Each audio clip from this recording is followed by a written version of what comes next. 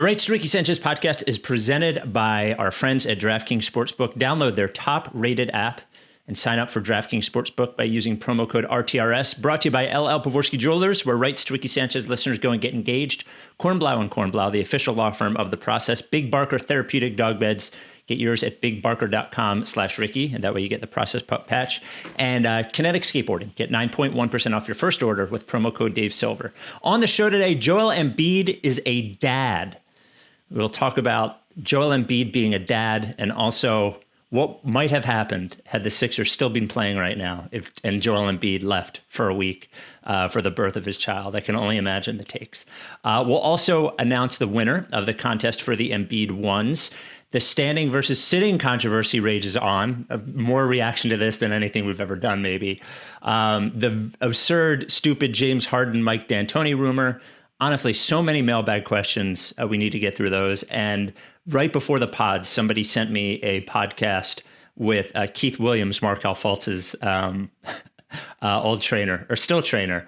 And there was a quote that I didn't even hear yet, so I just paused it so we could listen to it together. So we'll do that.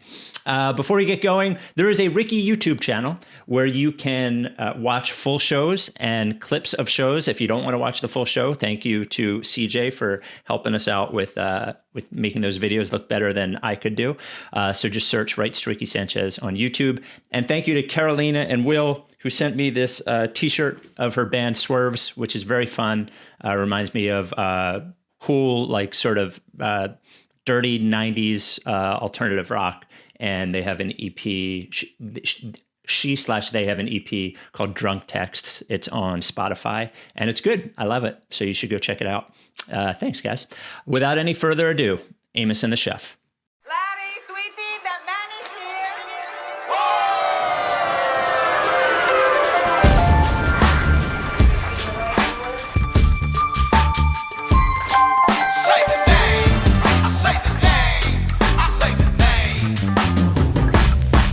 We were right, y'all.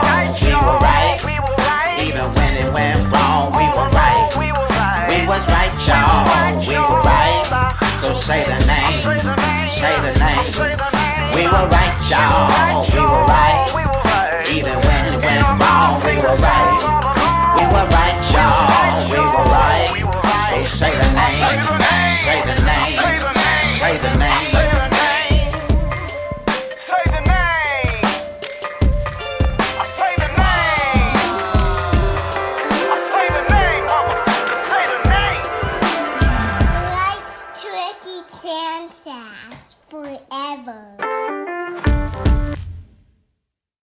Welcome to the Right to Ricky Sanchez podcast. I'm Spike Eskin, along with a guy who will be a university's keynote speaker this spring. That is Mike Levin. Any comment? I don't know why, but they asked us. Yeah, we're gonna. I haven't even asked if we can. Like, I gotta tell the guy. I don't want to give out anything, but we did get an email from a respected university asking us to speak at as keynote speakers of one of their events. It should be noted that it is not in Philadelphia or even close to Philadelphia. No. Which it definitely should be. It is closer to you than me, by a long shot. So I will talk to the gentleman who asked us, and we're obviously going to have to share our experience on the pod. Maybe get him on to talk about why. That'll be exciting. Very exciting. I feel like I haven't done to your pleasure, I haven't done an Apple Podcast review in a while. So sorry. Give us 5 stars on Apple Podcasts. We're at 2,745. When we get to 3,000, I do a pod reading numbers 2,000 to 3,000. I've done 2 of those so far. And it's brought to you by Kinetic Skateboarding, because we're not going to do an AU thing today. Really cool, like snakeskin looking New Balance on the Kinetic Skateboarding Instagram, and brand new hoodies. It's hoodie weather. So go to kineticskateboarding.com, use promo code promo code Dave Silver for 9.1% off your first order. Here is the review. Just like many teenagers around the world, I was exposed to the NBA and its magic through Michael Jordan and the Dream Team. I saw John Paxson sink that three-pointer to kill Sir Charles' best shot at a championship, and I was hooked for life. Years later, as a grown man, I moved to Philadelphia and therefore cursed with being a Sixers fan, but I discovered that I am not alone. There are others that suffer like me and help carry the load, and that we have a voice, and the voice is these two dudes who really care about the organization, but maybe need to chill a little bit with the sponsors. And are about to embark on their most important mission to make sure this whole front office, who got the best odds to win since Rain Man walked into a casino, go and get replaced with better people. So in order to complete this process, I give them 5 stars. And he's from Israel, this listener, who then moved to Philadelphia. So thank you. Nobody in the front office has been replaced as of now. Still in the same sort of position we've been in for the last 5 weeks. So at what point do we, what if they don't replace anybody? Do we give up, or do we let them win? Do we just accept the idea that they just, crashed the Titanic and are pretending that they're still sailing normally? Well, we did get an interesting email from one of our listeners in Russia who basically called us lazy for not doing more than we're doing, and suggested that he could get the email addresses from anybody that we want so we could tell them to do something. Players, people in the organization. That's right. We're just a few email addresses away from fixing the team. High-ranking officials. It was a great email. I wrote him back, and I was like, are you suggesting we could interfere with the Sixers front office using a Russian agent? And he basically apologized for the entire email. I don't know if they don't do anything. It feels, given the time in the country, it feels like a weird thing to I'm not going to march on the fucking Camden facility. No, that feels like that would be a little out of touch. Right. I'm fine with I could certainly purchase another billboard near the Wells Fargo Center, just completely embarrassing them. We could, I was thinking about it this week. I was thinking man, if this gets any worse, and it could, it probably will, what am I cheering for anymore? I feel like I would have far more energy to cheer to embarrass them than the team. I'm fine with all the players, and obviously we love Joel and all that kind of stuff. But I just there will be a part of me that will want it to get worse for them, to punish them for as poorly as they've done it. That's all that on some I level feel. We've always felt that. On some level, prior to this podcast, back at my time at Liberty Ballers, and all the way through, with the exception of what really was a 2.5-year blip, we've rooted against this team or begrudgingly rooted for them. I wish they weren't this way. I wish that what an embarrassment. I don't know. If you were doing something that everyone was making fun of you for, you would think you'd be I should probably change that. It's not like we're making fun of, hey, you have your own style and the way that you dress is weird. Although we did do that with Brian, but that wasn't the main issue. It's not service we level. We continue to do it. Right. It's saying, hey, your personality is defective, and you keep fucking up, so you should see someone about that and be less of a nightmare to everyone around you. I sort of wonder whether, obviously, a front office and an ownership can't just do anything that the fans want, because that ends up bad too. You could port to other sports organizations that try to sign people based on who the fans want and all that. I understand. But I would say that the noise on this, on the message that you're sending now, or that we've sent about the front office and O'Neill and all that stuff, it's pretty loud, because it's not just us. There are a lot of people who listen, and then people who are in the community. Here's the only thing I wonder is have they even considered this? I even know that there are agent type people and that who have expressed concern with how the organization is run. And I just wonder, like, what are they doing? Like, at any point, does Josh Harris, somebody told me, I wrote a column like a month ago, like the Sixers are a 50-win disaster. And I just went through all the things they did wrong. And I was assured by somebody that Josh Harris had read and begrudgingly agreed with much of what I wrote. So it is amazing to me that they could be aware of something that is definitely right. Like, we're definitely right on this one. We're not always right. But on this one, I think we're right, and just not do anything about it. That's what's strange to me. Yeah, I mean, it's not like it's a personnel thing. It's not like us saying, "Hey, draft you have this guy." to." Yeah, I mean, one specific thing, like you have to trade Tobias for anything. Like, it's not one move like that. It is, hey, your organization for years now, over and over again, is laughably incompetent. And everyone thinks you're a joke, and you've gotten totally punked by rival teams multiple times. In every article that anybody writes about the Sixers, they talk about how fucked up the front office is and how the management structure is just vague and muddy. And I mean, since these owners got there, like, has anyone gotten fired, or have they just gotten like an office in the Philippines? Like, it's just Brett. It's just Brett. It's just Brett. Brett's the only person who's gotten fired. Everyone else has gotten like a nice little parachute into an advisory commit. Yeah, everyone's had to resign. Everyone's resigned or left, or they've made it so annoying for them that they've left. It's at this point, I just feel bad for them. Like, what's wrong with you? Right. What's wrong with you? What's wrong with you? You should not want this. This should not be the goal. And there's a lot of things in life that you don't have power over. And you're sitting around being like, I wish I could do this. Or like, I'm doing my part, but other people aren't. Whether that's like, climate change or wearing a mask or any number of significantly more important issue. But if you run the Sixers, you can change the front office. That is well within your thing. You can do that. That'd be like me sitting here and being like, I don't like my bedspread. And I just sit here and everyone makes fun of me because my bedspread is like, I don't know, bunch of dollar bills. Yeah. With like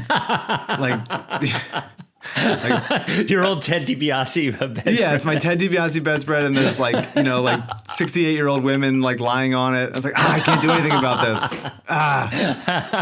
It's embarrassing. I wish you could do something about it. Change your bedspread. Fire someone. Yeah, it's shocking. Well, I guess it's not all that surprising, but it is embarrassing. And to your point about everyone who writes about them writes this way, you are talking about writers who are getting leaks from the front office, like who are invested in writing positive, like who basically have to trade, positive writing for information. Like who specifically? Well, anybody who writes about them, like Keith Pompey, is obviously getting it from front office people, and obviously has trashed them. Like, to his credit, in the same article where he's using information that came from the front office, he's going, and nobody knows what the fuck they're doing. Like to Shams, to Mark Stein, to anybody who write to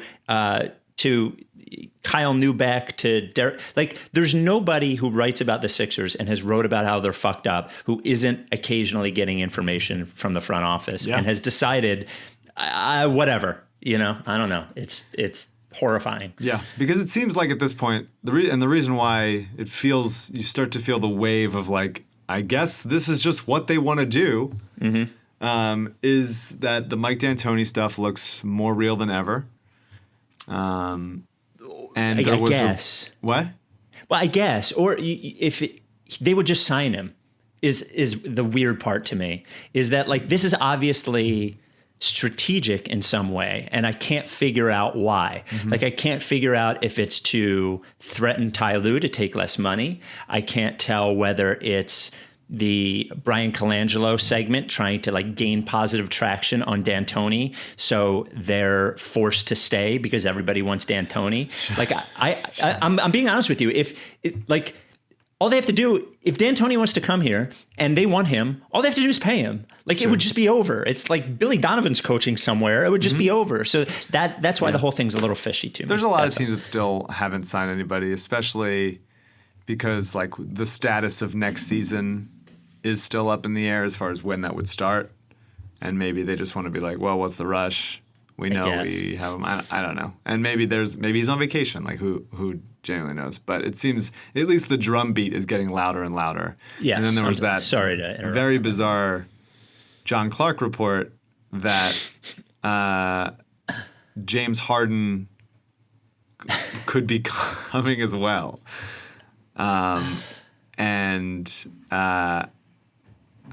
Yeah, I heard something similar. I don't know.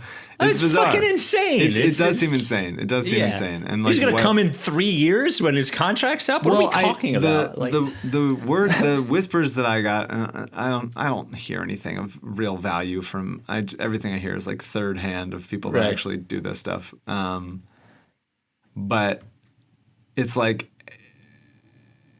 it'd be a trade situation because of the how much Tillman Fertitta, who owns the Rockets, wants to like shed salary and pay less for the team.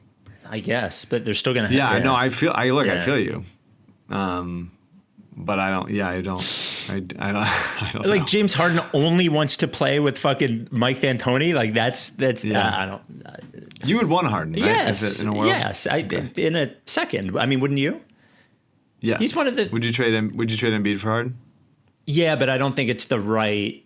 I think Ben is the right thing to trade for Harden. I think like the one thing that Harden has not had, and we've seen the split, right? We've seen the rim running center with Harden, with Clint Capella, who couldn't do anything but dunk and play defense, and we've seen the no center thing with Harden, like with Covington, and it's a guy that can shoot, but isn't a rim runner or anything like that. But we have not seen Joel Embiid with Harden, and I think it's really sort of a perfect match to play not have to do what they were doing, not have to just run isolations over and over and over again, and somebody who can distribute the ball and shoot. I mean, I think Ben's the more obvious choice, because putting someone on the floor with Harden who can't shoot, I don't know. It seems like better to have, and who isn't a rim runner, like Simmons isn't, and I doubt he would decide to become one.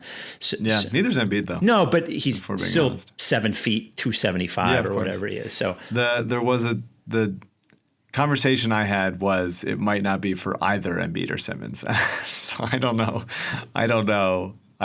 It seems like totally. Well, he makes $40 million. Who are we trading for? I know. Him? Yeah. I don't know. It seems there's not that many people that it could be. But if somebody has like a non-guaranteed $40 million contract they can just expire, I have no idea. I have absolutely no idea. I would say that there was a video, I think it was from our good friend Kevin O'Connor. Yeah. Who talked about what Harden looked like and it's weird we're even talking about Harden as if this is possible, but why not? It's the offseason. Who looked at like how he's played with Houston and how D'Antoni used him in Houston versus how he was used in Oklahoma City. Mm-hmm. Obviously in Oklahoma City he was kind of like a sixth man there for a lot of his time. He's literally a sixth man. Yeah. And he used him, he was off ball a lot. Mm-hmm. He was like running around screens a lot more. And if you watch Houston play basketball, he doesn't move at all. No. Like, he moves less than anyone that's ever existed on a basketball court. Yeah. Like, when he has the ball in his hands, obviously he is doing a lot with it. He is, they traded Clint Capella so they could even avoid pick and roll, so it's just isolation. He drives and kicks, all that stuff. I'm not saying he doesn't, like, try. I'm saying that when the ball is not in his hands, he is standing there often 30 or 40 feet away from the basket. And that's an odd choice. I wonder if that's a D'Antoni thing or a Harden thing or just like a conserve energy thing. I wouldn't want that here. I would love to, if that were to happen, I would love to see him like actually Yeah. move around a little. I actually think the way that Houston played is a very combination between D'Antoni, Harden, and Morey. Like, I think I think what they did was say, if we do this, the numbers say that we have our best chance of winning, even if it will fail 85% of the time. It gives us a 15% chance to beat the best team. That is my guess, is that because he talks about that every once in a while, Morey. Like, in retrospect, when the years that Golden State won, he'll say, like, well, we had a 22% chance of beating them that year. Like, so my guess is that it doesn't look like what D'Antoni has done in the past all that much. It doesn't move as much. It's slow. It's like, it doesn't involve pick and roll, which most of what D'Antoni did before. So I would guess that the offense would move more. That would be my guess, There was an article from our other good friend, Mike O'Connor. The better O'Connor. About what D'Antoni would look like, or what the Sixers players would look like under a D'Antoni system, and what he would ask them to do more. And I thought that was interesting. It's on the Rights Ricky Sanchez website. It's intriguing to think about, the polar opposite.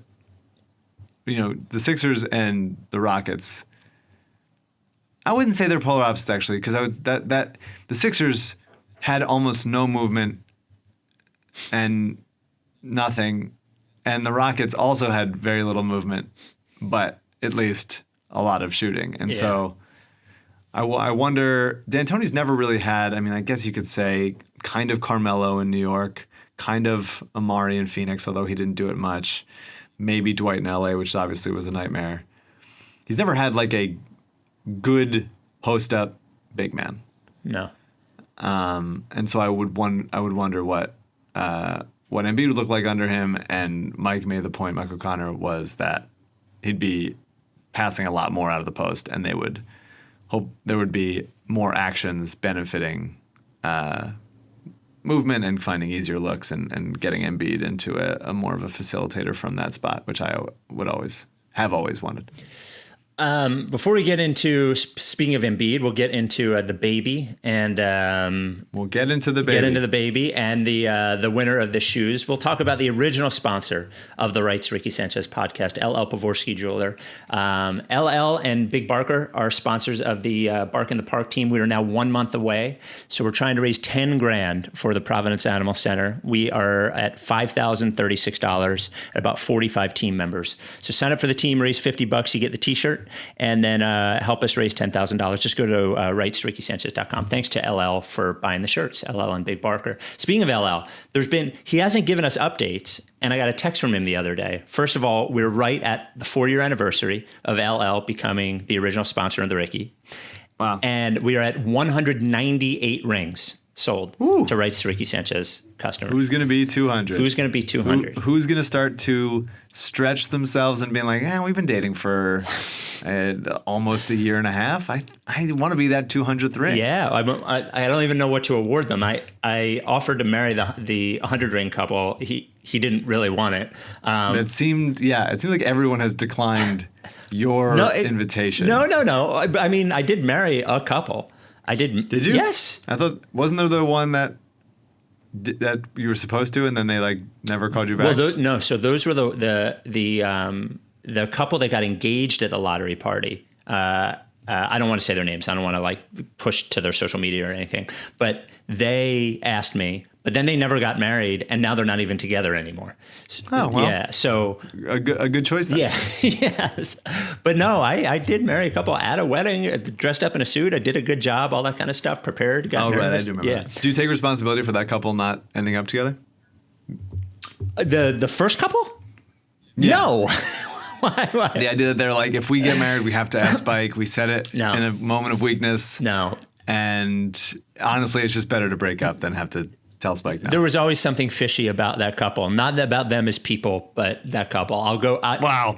Look, you could ask LL. Fishy. I'm just telling you. You could ask LL. I was like, right after it happened, I was like, they were a little confident when I put them in front of 3,000 people to do this. I don't know. Like, I've never seen them before. Anyway, LL is the original sponsor of the Ricky. 198 Ricky listeners have purchased engagement rings. Not just engagement rings, anything. Well, not anything, but jewelry. He's your guy. A trusted, great person, supports our charities and also sells great jewelry at a good price and doesn't pressure you. You go into the store, it's like totally relaxed. If you want to go into the store, it's by appointment only right now, obviously, so he can socially distant and make it safe. He can do the appointments online as well. Just reach out to him, 215-627-2252, or Lee at llpavorsky.com. LL Pavorsky Jewelers. Get engaged with the ring from LL and then have the validity of your relationship questioned on a podcast. That is the deal. That is the deal. So speaking of, I guess, relationships, out of nowhere, Joel Embiid on Instagram 2 nights ago posts a photo of him and a baby born on the 17th of September. Arthur Elijah DePaula Embiid, a child with him and his longtime girlfriend, Anna DePaula, named after his brother Arthur, who was killed in a drunk driving accident when he was 13 years old, I believe. Born on the 17th. So when Arthur was 13. When Arthur was 13, correct, yeah. When Embiid was a rookie or in his second year. Yeah, Embiid was here. So congratulations. There were like no hints around this ever. I mean, I hadn't heard anything. Had you? No, not at all. Yeah. I'm always so surprised by how things are kept secret. Right. It seems like nothing is a secret. I guess, yeah. Yeah. Nothing is a secret, and then something like this. Major things are secrets. And they talk like I think there's all these open secrets in the NBA about how like who hates who. And that kind of thing, but it doesn't really leak out much. And now there's a pregnant, like it's all, I don't know how it happens. These people, it's pretty impressive, the lid people keep on things. Well, a bunch of people had asked me over the last 6 to 10 months, I would say, 9, that around over the 6 months to a year, I would say, hey, we used to see Joel and his girlfriend on Instagram all the time, and like, we don't see it anymore. And somebody was like, she's barely posting anything, and she doesn't like his pictures and yada, yada, yada. So there were people that had asked me if they were still together. And I asked a couple of times, and somebody told me they were definitely still together.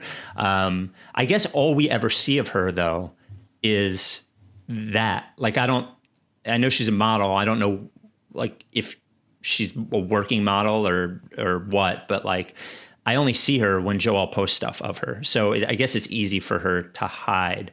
And I assume she lives in Philly. I don't know. You would think somebody would have seen her around, I guess is all. But it also helps that nobody was anywhere for the last 6 months. So I guess somebody wouldn't have thought it was strange that they didn't see her around. I don't know. Congratulations, Joel. That's awesome. Yeah. What a nice piece of news. So if the Sixers were still, this happened during the Eastern Conference Finals. I assume that he would have left. I cannot imagine the reaction. I mean, obviously, a lot of people would have been supportive. But I'm just thinking about it. If he would have left and they lost in the time he was gone, because I think he probably would have been gone for, what's the rule? I think it's basically a week. Maybe if you get tested every day, you can come back in 48 hours or something after you come back. I don't know. Just the world in which Joel leaves for the baby, which is always a hot takey sports thing anyway. Now we obviously didn't have to worry about it. Maybe Joel was seeing to that during the Boston series. I can only imagine what was going on during his head coming down here or down there to Orlando, knowing when she was due. I don't know. Yeah. I can just he didn't want to play. He didn't want to come. But that's what he said. That was like an interesting, like, I would have thought that he would have wanted to do this. Right. But for sure, that's just a guess based on his personality. Mm-hmm. But for sure, the fact that his girlfriend was pregnant is revealing. If he left, so Gordon Hayward just had a kid, and because he was like out with an injury and back home with his wife. He didn't leave for a few weeks before. He did not leave for the birth of his kid. I think it's his and third it's also kid? his fourth. It's his fourth okay, kid. Yeah. And also he's Gordon Hayward. He fucking sucks. So whatever. But yeah, I don't know. It would be tough. It would be everyone. It'd be a nightmare. It'd be a nightmare in the Philadelphia sports media, and it would be a real. I mean, I know every single person basically every single person that I follow on Twitter would be like, "Good for Joel. So proud this is of more him. important. Proud of him. Yeah. He's our guy. Whatever." And then there'd be like the assholes who are, would say he's weak and doesn't have what it takes, and whatever. I wouldn't say he doesn't have what it takes, but there would be a big part of me that would have been like, hey, dude, if you knew this was going on, like, I don't know. What do you mean if you knew this was going on? If I guess the Gordon Hayward going into it, I don't want to. It didn't happen, so I don't want to take a bad position on something that didn't even happen. No, you're already there. Go, keep going. Okay. Keep going. Gordon Hayward, everyone knew, right? Like he went to the bubble, and like even Zach Wheeler with baseball was like, "Look, if you're telling me I can't play baseball for 2 weeks afterwards, you're shit out of luck. I'm going to be with my wife as she gives I understand. birth." You're saying that that Gordon Hayward, it was common knowledge that his wife was pregnant. They were going and into it. The fact that Embiid was hiding it. Okay, Right. so in that version, I would have guessed Embiid would have said something To his teammates and his had they coach. won like the first round, saying like, "Hey, my wife, Well, this is something to watch out for," some sort of thing. I don't even care that I would have known or that fans would have known. I think as long as the team knew, then I think it's fine. Otherwise, I think it's sort of unfair to the. Do you think the team knew, like his teammates? Do you think he knew? Yeah, I don't think he would have hid that. I think he has to be at least close enough to somebody. Like Josh Richardson knew.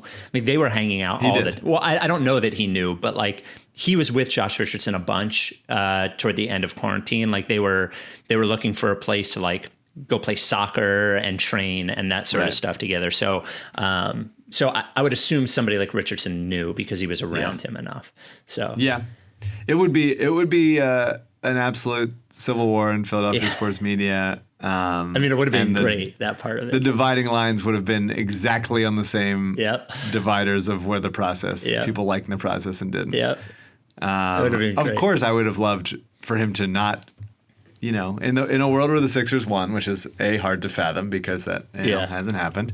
They didn't even win a game, much less two series. Didn't win a game. Yeah. So we're this hypothetical is really running. We already did a Harden hypothetical. This is a really pathetic podcast we're doing right now. Hey, if the Sixers had won more than 0 games and maybe even a couple more than that, do you think that maybe he would have left and would people have been mad?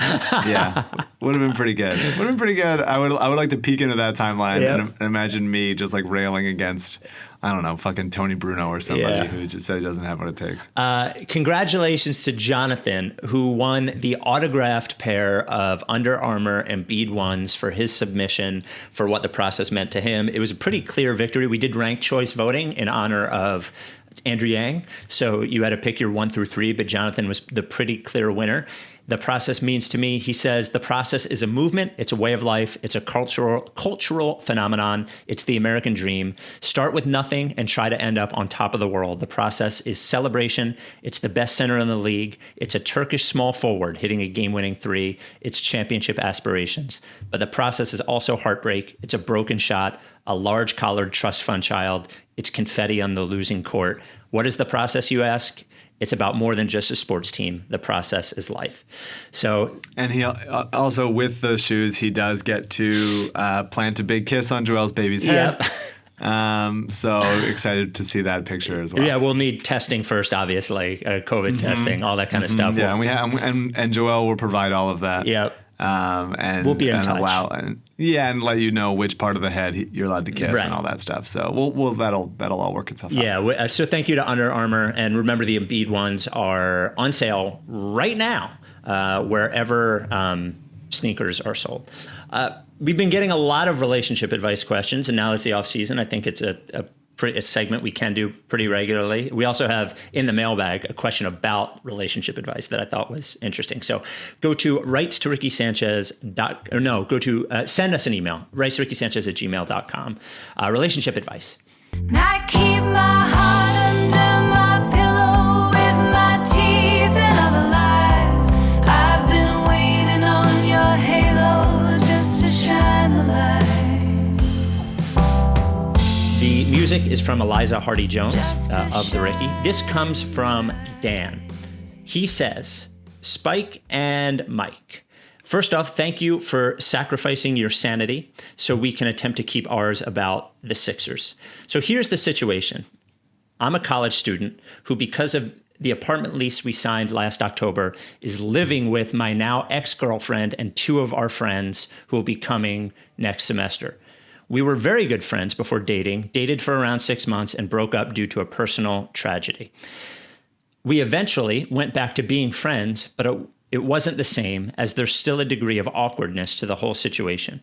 I've been texting this girl I met on a dating app, who also happens to be near campus. My school is online for the semester, and would eventually be going on a few dates and coming back to my apartment. How do I go about telling this girl I live with?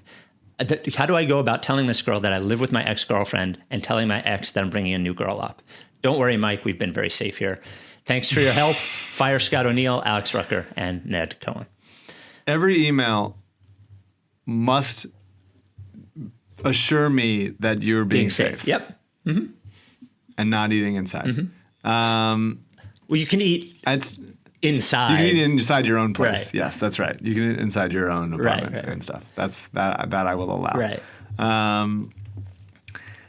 Yeah, I mean, tough. Mm-hmm. It depends on the kind of relationship you have with the ex that you live with. I would rectify that if possible. Everybody has that time, and it happened to me as well when I was younger, when you break up with somebody and you still kind of are living with them for like a little bit longer. And that's definitely one of the most awkward, like, I've never had 6 weeks of my life. Yeah, it sounds horrible. So that's tough, and you like kind of in the moment you're like, well, I've gotten used to this. This feels pretty normal, but then you look back at it and be like, that was not normal. That was very odd. Yeah. A real blank period that I have no memories from at all.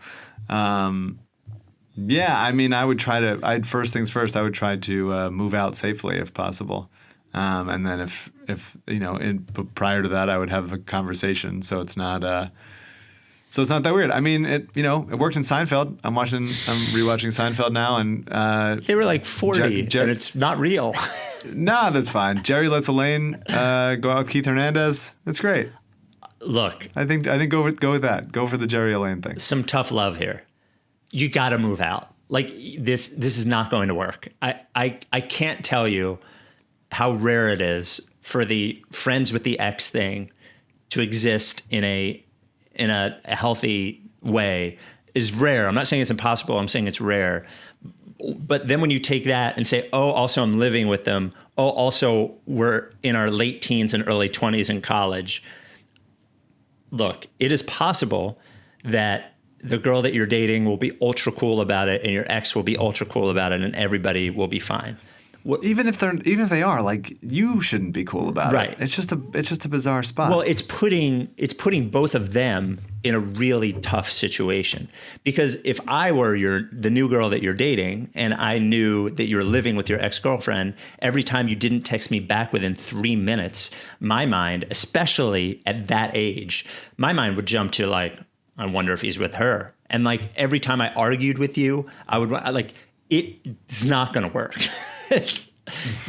Can't you get out of the fucking, like, find somebody to sublet and move? I think you got to move.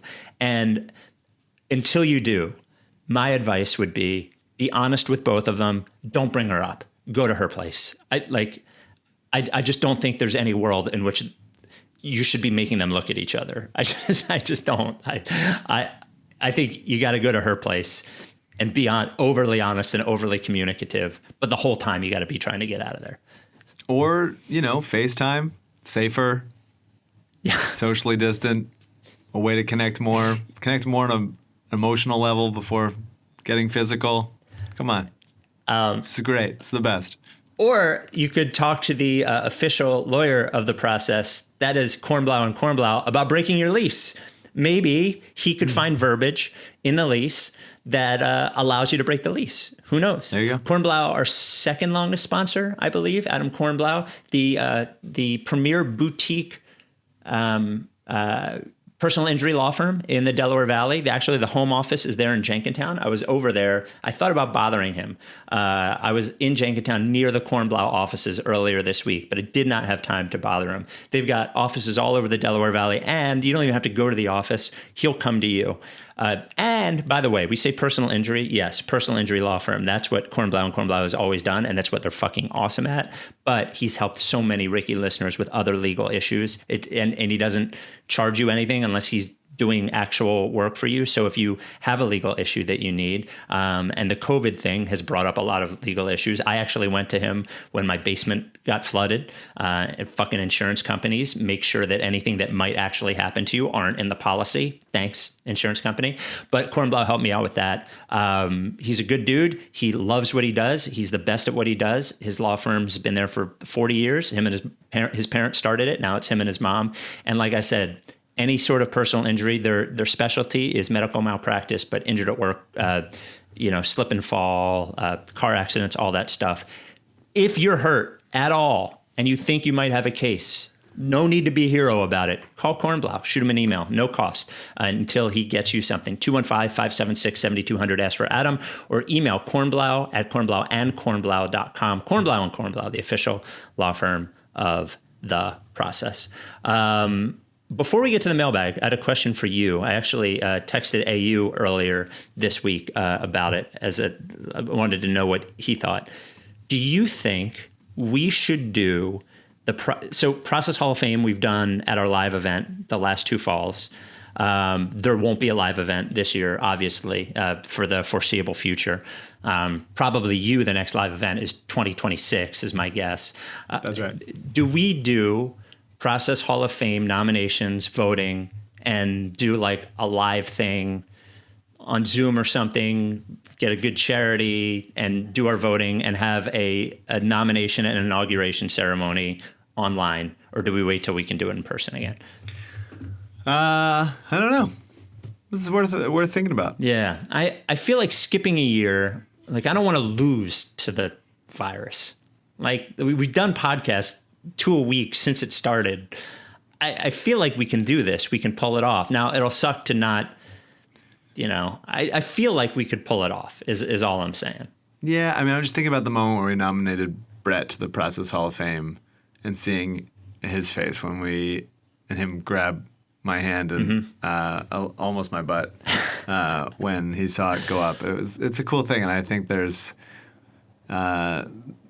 it would be a bummer to like miss out on some type of stupid thing like that with a bigger spectacle. Right. I could probably talk to, first thought. It would probably be funny. I could probably talk to Underground Arts or, I'm sure Rich would do it. Shout out to Underground Arts. They're having like foods. They have food stuff. Like they sell takeout food there from local chefs every week. You should go to their Instagram and check it out. But I bet Rich at Underground Arts would like let me do it there and raise a banner with nobody in there if I wanted to. Maybe. That'd be funny. Yeah. We'll talk about it. I think it's worth discussing is all. Speaking of AU, I was a little under the influence the other night. Oh boy. And I had an idea for a column for him and I emailed him. Okay. And he never responded. And now I'm reading it to be like, was it even remotely sensical? Do you want to hash it out on the pod? Let me just see. Let me just give it a read. Yeah. No, it's good. It's still good. He'll respond. Okay. He'll respond. I give him a good idea I guess would be the first time, but now maybe every once in a while. One of the things I always yell at with AU about is that he is non-committal even when it's a yes. So I texted him and I was like, hey, what would you think about doing a Process Hall of Fame? Because he really loves the Process Hall of Fame. I think it might have been his idea. I can't remember. He really loves the Process Hall of Fame. And I was like, what do you think about doing it like virtually? And he was like, I wouldn't be against that. And I'm like, AU, what the fuck does that even mean? You wouldn't be against it. Like, I assume you wouldn't rally against it, but could you tell me whether you like it or not? Like, what are we doing here? So Maybe it's better that he didn't respond to you. I don't know. No, he will. All right. He will. I believe. This is the call out. This is the. That's right.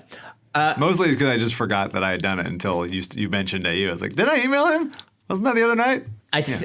So we'll go to the Lorenzo Brown mailbag. The email address is writesrickysanchez@gmail.com. Remember, one basketball and one non-basketball. We are so backed up at this point since the season ended that we might have to do a pod that is strictly mailbag just to get through them. And maybe we ignore the what if Joel Embiid had a baby, had the team won 8 games, and when they didn't win any in that pod, and we'll just do some mailbag stuff. So mailbag, writesrickysanchez@gmail.com. The first question, wait, I lost it. Hang on, I'm sorry. Okay, this comes from Billy. Hey guys, after listening to the last episode, is Dietrich the one who is secret banned?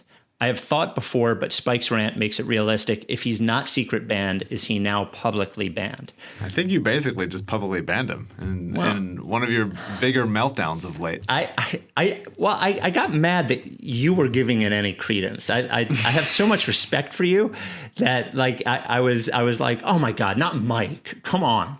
I love Dietrich. I like him as a bit. I don't like that. Whatever. I don't want to discuss it. I am not. It's not Dietrich. Yeah, it is not Dietrich. He's not publicly banned. I just have no interest in talking to him about it on the podcast. So he's not banned. He's just not invited. There's a big difference. There is some cachet that comes along with being banned. I think you would agree. He does not deserve that cachet. Wow, Jesus. Is what I would say. This comes from Drew.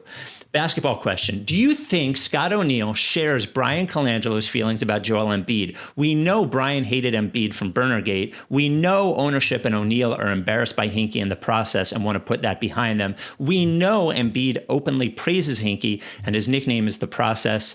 Does the front office want to ditch Embiid and build around Ben Simmons? Embiid is the last true symbol of the process. As long as he's on the team, no one will ever give the current front office full credit for the team's success. It will always be Hinkie's process. What do you think? Yes. Yeah. I mean, I think there's something there. Absolutely. Yeah. Absolutely. Yes. Yeah. I think, I don't know what Elton thinks or what. I don't think Elton shares that. That would be my guess. He's not connected to that. Josh Harris, even like, I don't know, but like Scott O'Neil, 100% could have just written all the burner tweets. He could have written them all word for word.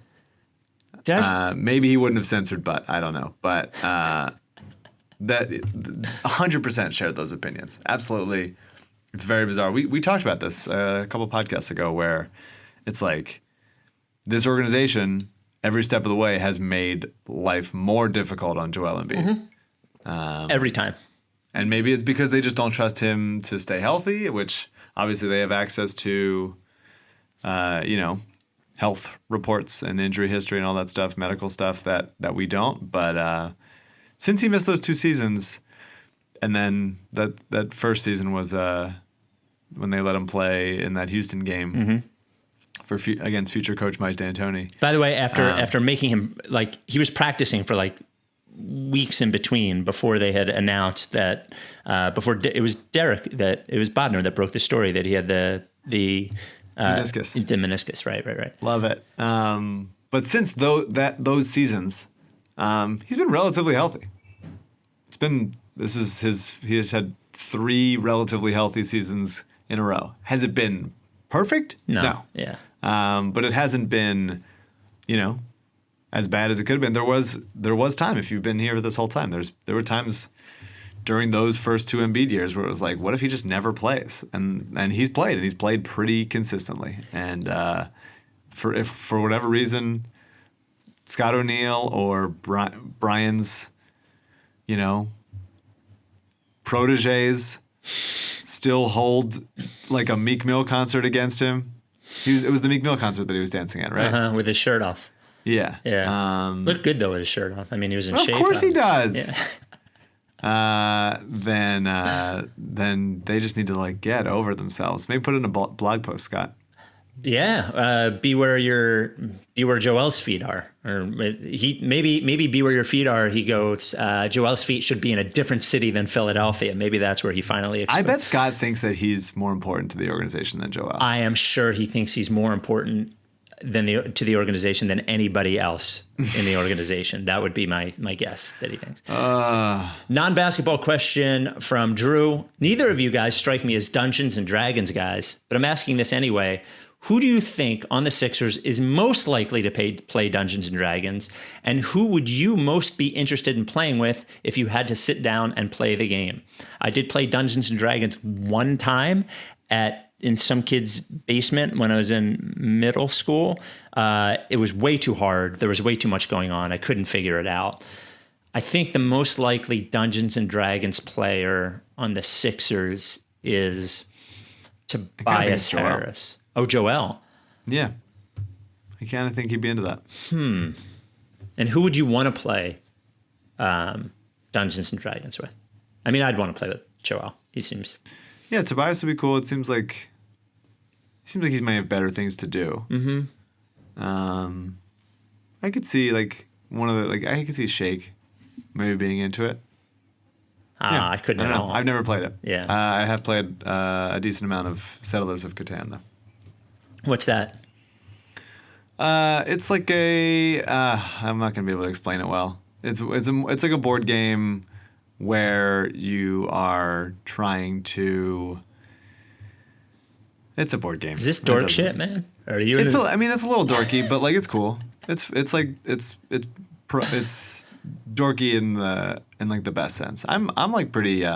This whole fucking thing is dorky. What are we doing? Yeah, but we have to like make pretend that it isn't. That's the bit. Like I don't know. Yeah. Basketball is no less dorky than anything. Just because athletic people do it doesn't mean like being a fan of it is like not honestly inherently lame. Honestly, so many of the good players are not fucking cool at all. I mean, sure. Yeah.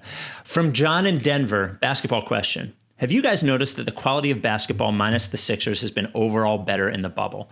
Watching these games is making me think the NBA playoffs should never be played with fans in the stadium. Hear me out. Normally, when an away team is down 15 points in the fourth quarter, you don't usually see them coming back and winning the game or even getting close. In the bubble, however, it's a completely different story. Not only are the games just playing off of natural momentum, no fan momentum effect, I believe the refs are also making better calls during crunch time. Would we really have seen Denver come back from 3-1 in a back-to-back series if they had to play in Utah or LA? I don't think so. Obviously, Dave Silver would never lose out on the revenues when the world is back to normal, but do you think Scott O'Neill would entertain this idea were he commissioner? Yeah, I think the quality of basketball is slightly better. I don't agree with that the refs are making better calls. I think that the refs always just insert themselves into the game way too much. There should be way more no calls. It's very aggravating. I don't know that it's. I mean, the basketball's better because I think you're limiting travel. You're limiting more variables. You know. Yeah. I am interested in the idea of a mid-season tournament type of thing where there are like multiple teams. You know, if there are bubble sites for like, hey, it's the mid-season tournament, whatever. It happens, you know, a third of the way through the season just to mix it up, and the winner of the mid-season tournament gets to like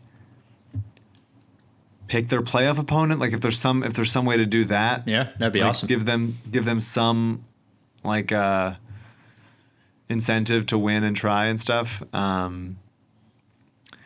But because I mean, there's nothing better than March Madness. So like giving it some level of that kind of feel would be cool. And by the way, March Madness does have fans. Like I don't think that I don't think it's the lack of fans that are an issue. I do miss the fans. I think the natural energy in the arena it does lack. I mean, it's not that I'm not enjoying it, but I do feel like you're just like missing. There should be, you know, these crazy swells of momentum and excitement and stuff, and you still feel it with watching the players play, but it's just not quite there. Yeah, I think, and by the way, as much as you miss it on TV, in the building, it probably feels fucking weird and empty. Yeah, like for sure. they do a pretty good job on TV of making it feel like a normal basketball game. In the building, I'm sure it doesn't feel that way at all. And by the way, like I don't like evening the playing field. One of the things I like about basketball is that the best teams tend to come through, and it makes the regular season seem more valuable to me. And I think like one of the things that we've seen during these playoffs is an evening, because teams don't have to go on the road, that I think is something that you should have to do to come through. Like I think earning home court advantage is important. And I just think you've seen it. So the fact that the Nuggets were able to do that, and that the Heat are in the Eastern Conference Finals, I think all of this is a product of that. I don't think it makes it better or worse, but to me, the value of being a good team is that you get to have more games at home, and I like that. And I agree that one of the biggest things is I think there's two things that make it better. First of all, they never have 4 months off before the playoffs to heal up. Everybody is coming off of an 80-game regular season. There was a good amount of shaking the rust off, at least in the seeding games. But but I mean in a positive way. Their bodies are fresher. I think that's one of the reasons it's better. Yeah, and I think the other thing is travel. Travel is an enormous difference in that. Right, and you can tell not only are some teams got worse from the time that the season ended to when the season started back up, and it's very clear, especially with Miami, that they took that time and got way better as a team. Like I was not a believer in Miami in the regular season. And then once they played a couple seeding games, it's like this team looks different and is playing on a much higher level. And now here we are. And then non-basketball question. This isn't really a question, rather an experience I had with Scott O'Neal. Here we go. And by the way, I read this and wanted to make sure that I wasn't exposing anyone I shouldn't expose, and I'm not. My older sister actually babysat for Scott O'Neal's kids years ago, and he ended up getting her an internship working for the NBA. That's fine. Favors. This particular sister, I am one of 5, has a completely different personality than my other siblings, and not in a good way. She only cares about herself, and all of my other siblings agree she is the absolute worst. My theory is that this may have been Scott's fault, since his personality probably rubbed off on her. Great work by you two. I look forward to every pod. Wow. That's a stunning revelation. Unbelievable. Yeah, we're definitely getting into the Scott part of the mailbag. But before we do... Big Barker dog beds, Process Pups, Big Barker dog beds all over the place, all over the Delaware Valley, all over the country. Of course, Klaus, we saw the picture on Instagram once. Klaus, DePaula, Hinkie, Embiid. Joel's dog sleeps on a Big Barker. I don't know if he gave us permission to say that, but he put it on the Instagram and I saw it. So there you go. It's just me. It's also interesting that Joel had a kid, kept the DePaula, kept the Embiid, did not add the Hinkie for Arthur, and that I think is maybe questionable, a little bit disappointing. Yeah. Yes.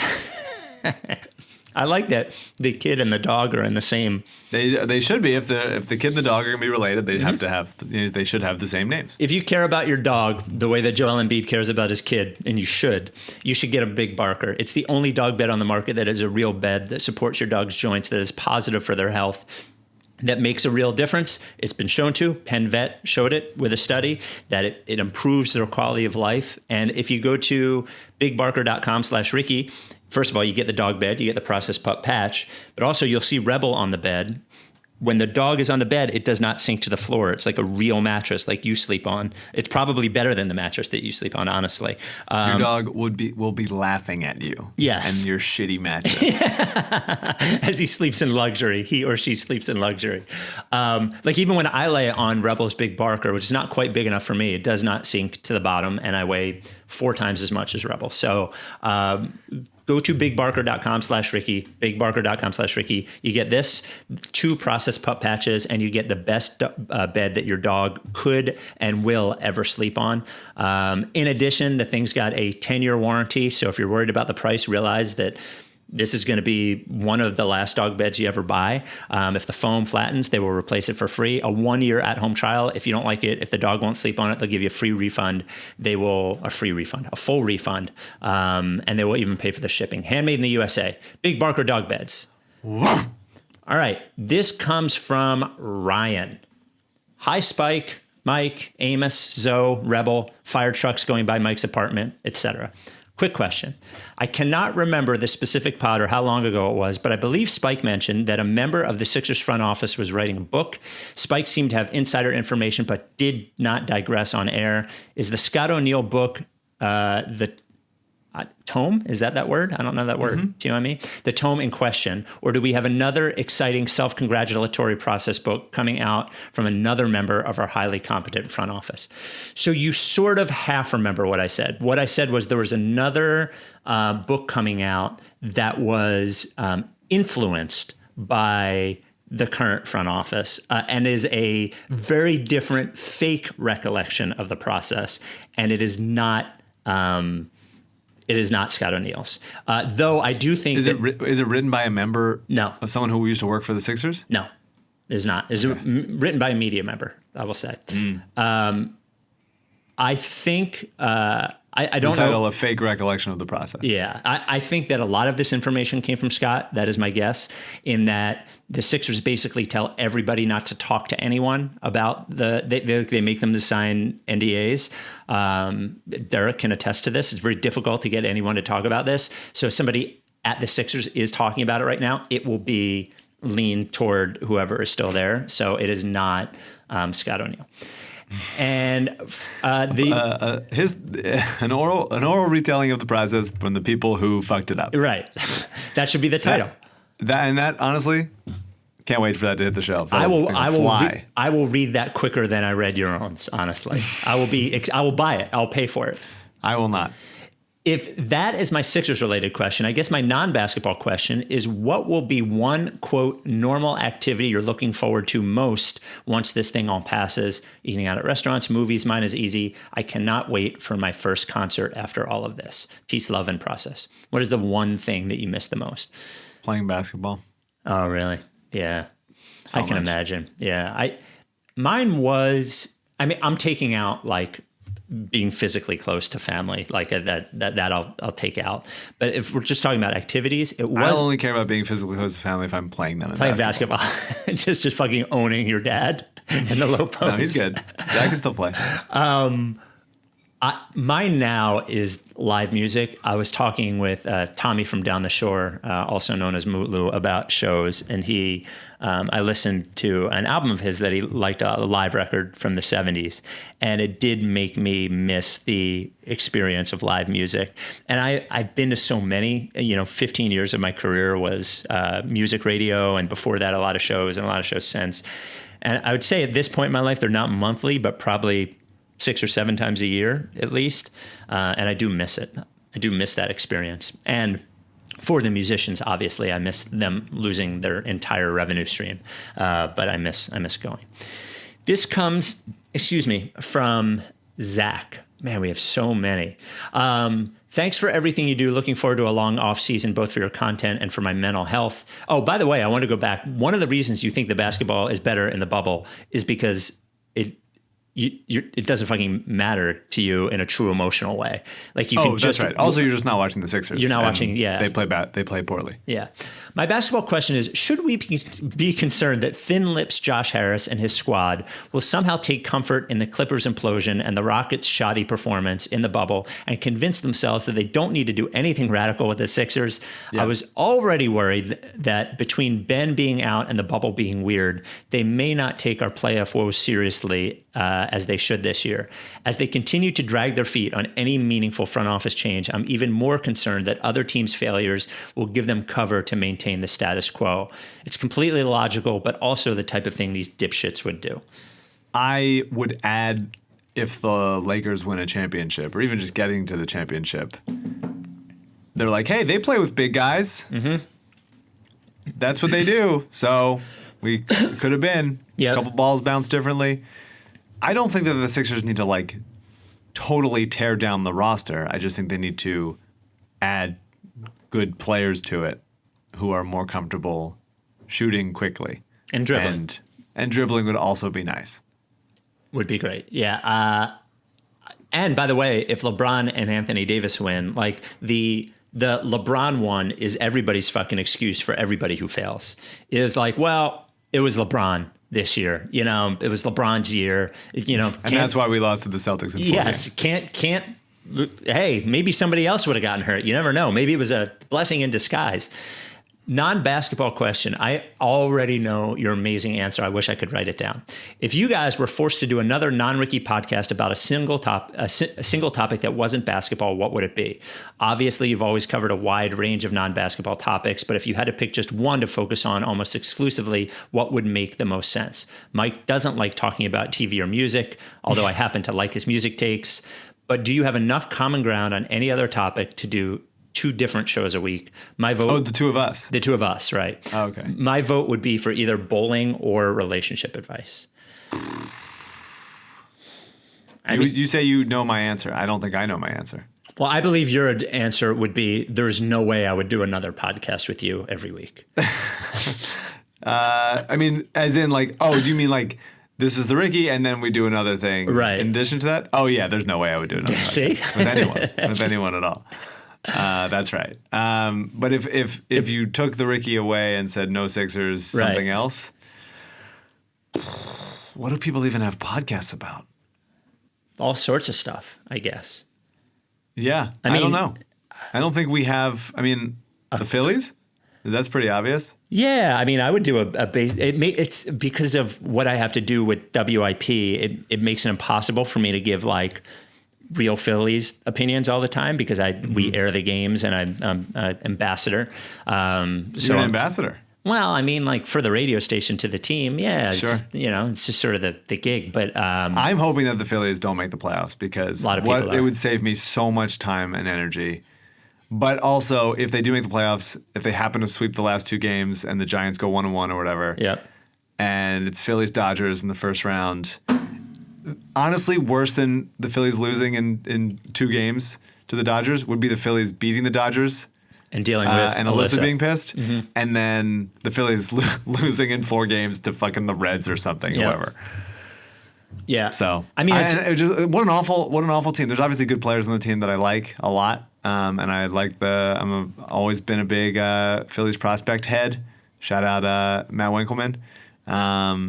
But man, what a horrible team, and it's amazing that the Phillies and Sixers, the Eagles are their own kind of brand of dysfunction, but the Phillies and Sixers are very similar in a bunch of ways, and it's just not a good time. Yeah, I sort of one thing I wondered, we were talking at work, I said, you know how there's like always one building somewhere where like no matter what business moves in, it doesn't work. Like right. It's and that's the city of Philadelphia with sports. Well, it's sort of like I was like, well, they changed the manager. They changed a lot of the bit players around the core. Like, is there's something like cursed about this core? I just don't develop players well enough. Yeah, well, that's been obvious. They're even the guy on the Rays last night. I forget his name, but he was on the Iron Pigs last year. And he couldn't pitch for shit. Oh, Charlie, what's his name? Charlie Morton also different situation. He was a Philly, right. He was on the Phillies as well. But there was another guy. Like, there's just guys that the Phillies oh yeah, he sucked. He's useless. We couldn't figure it out. And then he go on to succeed elsewhere. And it's just like, how many times does that have to happen? And when do we ever get that from other people? Like, I feel like that hasn't happened since Jason Worth. I mean, just what right. Well, and Worth and Victorino was Rule 5. Yeah, and, right. Baseball would be good. Yeah, I mean, the worst. We could do a baseball podcast. The worst bullpen of all time. It's just shocking. How many seasons of baseball has there been? And right now, we are watching the worst bullpen of all time. Jason Stark tweeted last night they have 11 saves and 14 blown saves. Amazing. It's hard stunning to do. Because even good closers, even bad closers rather, like, oh shit, he's our closer, ends the year with 28, like obviously this is a shorter season, but ends the year with 28 saves and like 6 blown saves, right? Like, it's never more blown than actually saving. Yeah. Remarkable. And really, it seems like this is the very, the Sixers should shoot more threes take, but the Phillies need to have guys who throw faster. Mm-hmm. They're throwing, that's like, hey, he hits 92, and it's not much movement and not really great placement, and people can hit that. And then you put in Connor Brogdon last night, he hits 97, he strikes out the side. There's guys, just get guys who throw faster. What are we doing? The Phillies. This is a Phillies podcast. Yeah, Jack, our own Jack Fritz, does a Phillies podcast with James Seltzer called High Hope. So I talked to Jack. Jack's a big prospect guy. And when what's his name? The Spencer Howard came out, and everybody was super excited. I watched the first time and I was like, yo, bro, I mean, I don't know. Like this doesn't pop. And it was really just the velocity. I was just, doesn't everybody throw 98 miles an hour now? What am I missing? I like Howard. He pops to me. I'm excited about Medina still. I love JoJo out of the pen. JoJo, I don't know. He's great. But apparently Howard throws harder than he has been throwing. Yes. I just wanted to get to a couple of the, there's been so many wiping and sitting things. I feel like we have to get to some of this. This is from Braun. Hey guys, thanks. Somebody told me that they stand. Someone told me that there's someone else. People are coming out of the woodwork to say they do this, and I want them to know you should be shamed into not telling me this. Yeah, so I brought it up to our midday show at IP, and I'm in the room I'm not going to expose who was who. So I'm in the room with James Seltzer, Joe DeCamara, John, former. And the room is the bathroom, right? Yeah, we're all watching each other wipe. Mm-hmm. We're actually in a large conference room at work. This is how it works, wearing masks 10 feet away from each other. It's a very strange world. But it's me, Richie, DeCamara, Seltzer, and my assistant program director, Jack Keffer. And I said, hey, guys, this thing's been happening on my podcast, this sitting and standing thing. And I said, can you believe that some people stand after number 2? And I got that deer in the headlights look from a couple of them. And I'm like, oh no, you stand? And I would, 2 of the 5 people I was in the room with, 2 of the 4 people, I'm sorry, stand.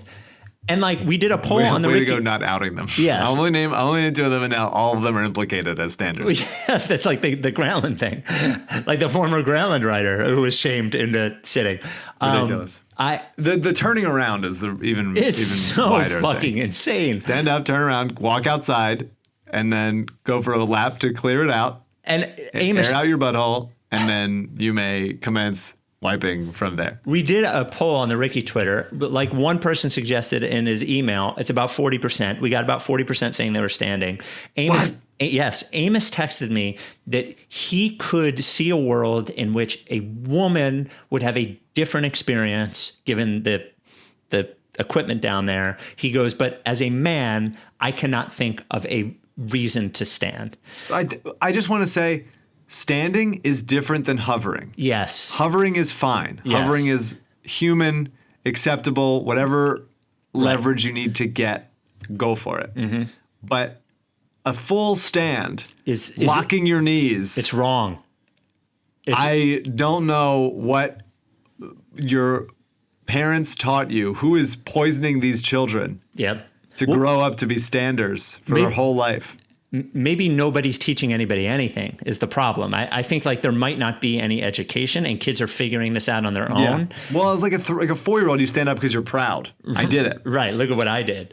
Yes. So when you're 38, stay seated, pal. So this comes from Braun. I have a new layer to the wiping saga. I think it's significantly more complicated than is being discussed. Here are the options: sit and fold, sit and scrunch, stand and fold, stand and scrunch. Additionally, do you wipe bottom to top or top to bottom? These are all the questions and preferences in the wiping formula.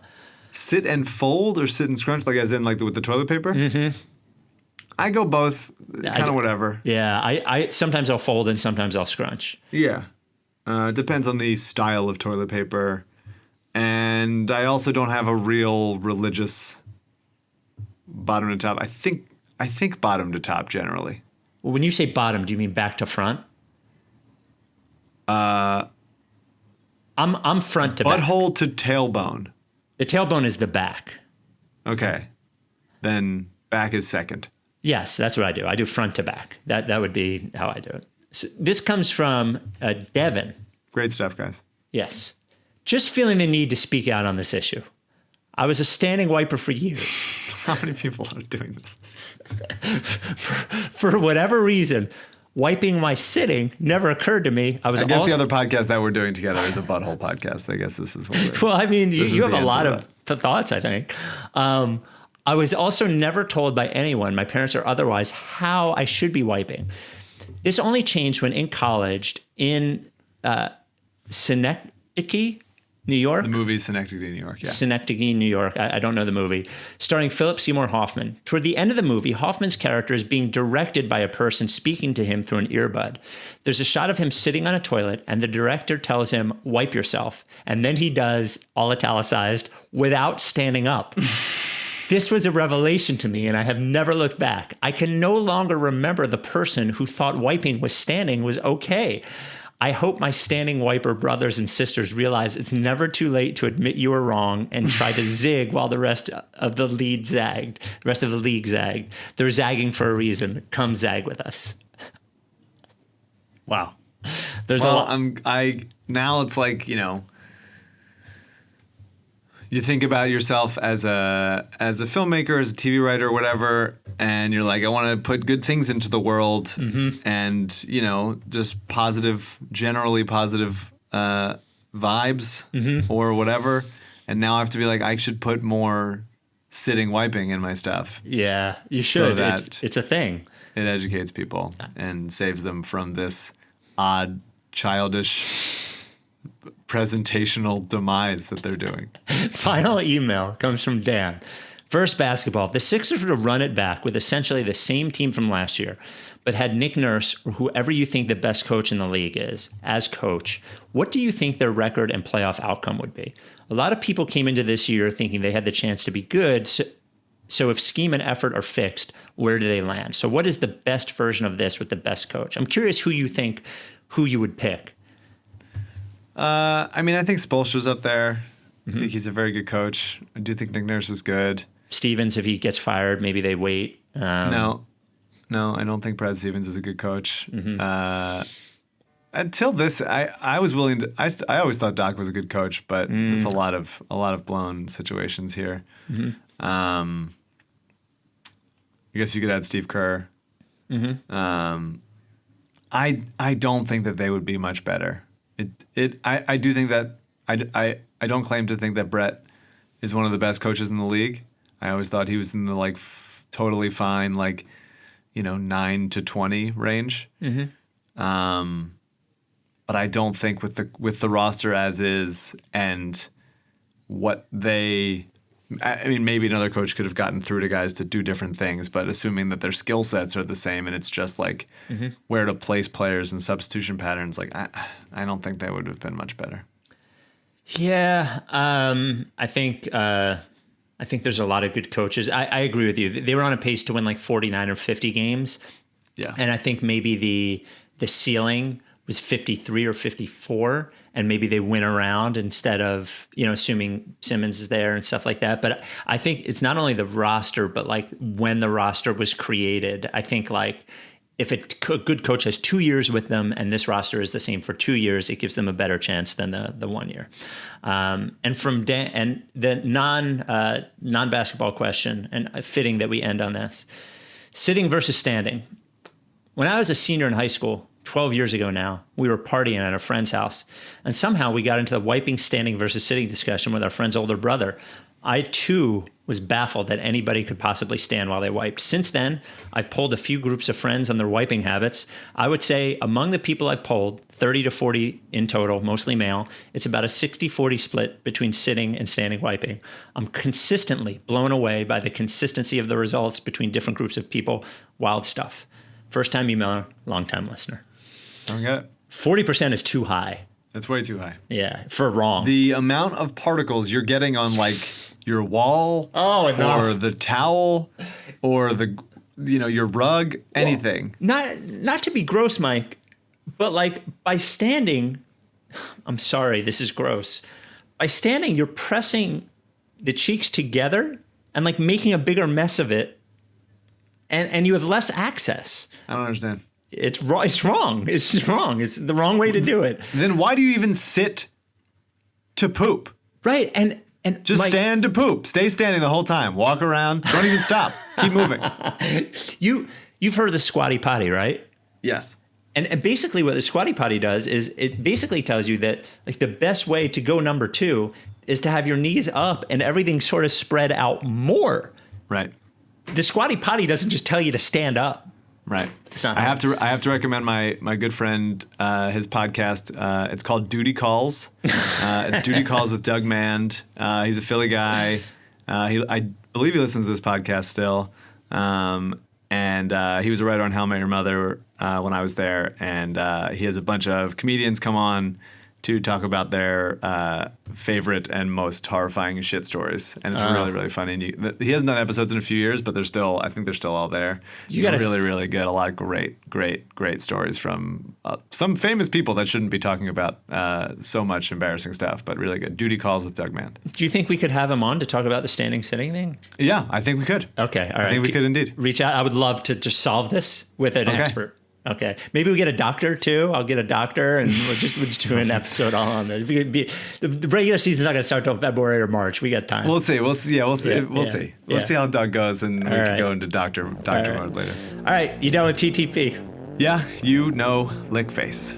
If you don't fuck with me, then I won't fuck with you. If you don't fuck with me, then I won't fuck with you. If you don't fuck with me, then I won't fuck with you. If you don't fuck with me, Then I won't fuck with you. but if you fuck with me, I'm gonna fucking kill you! Time for plan B.